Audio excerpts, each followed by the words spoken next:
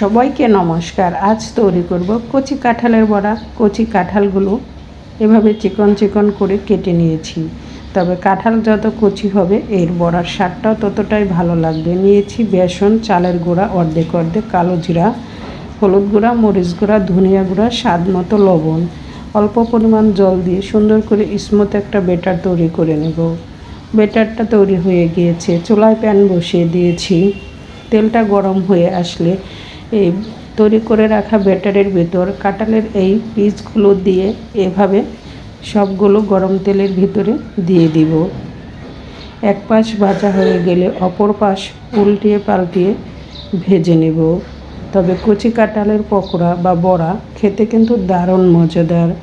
যারা এখনও কচি কাঁঠালের বড়া খাওনি তারা একবার হলেও ট্রাই করে দেখতে পারো, খেতে কতটা মজাদার। সবগুলোই পিস আমি ব্যাটারের সাথে ডুবিয়ে এভাবে গরম তেলে ব্রাউন কালার করে ভেজে নেব। গরম গরম ভাতের সাথে এই কচি কাঁঠালের পকোড়া খেতে কিন্তু দারুণ মজাদার। যারা খেয়েছো তারা তো অবশ্যই এর স্বাদটা জানো, যারা খাওনি এখনও তারা একবার হলেও তৈরি করে দেখো, কারণ এখন কাঁঠালের সিজন।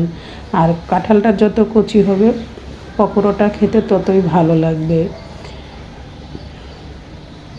এক পাশ ভাজা হয়ে গিয়েছে, অপর পাশ এখন উল্টিয়ে দেব।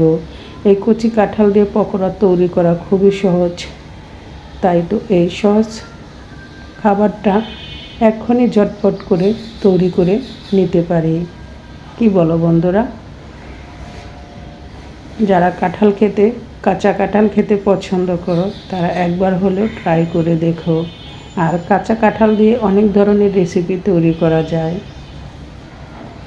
আমার পকোড়া তৈরি কেমন হলো যদি ভালো লাগে অবশ্যই একটা লাইক কমেন্টস করতে ভুলবে না। আর বেশি ভালো লাগলে শেয়ার করে ফ্রেন্ডস ফ্যামিলির সাথে শেয়ার করতে পারো। এখন গরম গরম ভাতের সাথে পরিবেশন করব। আর বড়াগুলো দেখতে কতটা ইয়াম্মি লাগতেছে, খেতেও কিন্তু দারুণ মজাদার। এভাবে উল্টিয়ে পাল্টিয়ে সবগুলোই আমি ভেজে নিচ্ছি।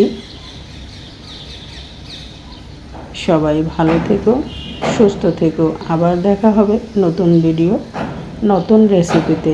আজকের মতো ভিডিওটা এখানেই শেষ করছি। আর আমার পকোড়া তৈরি কেমন হলো অবশ্যই কমেন্টস করে জানাবে।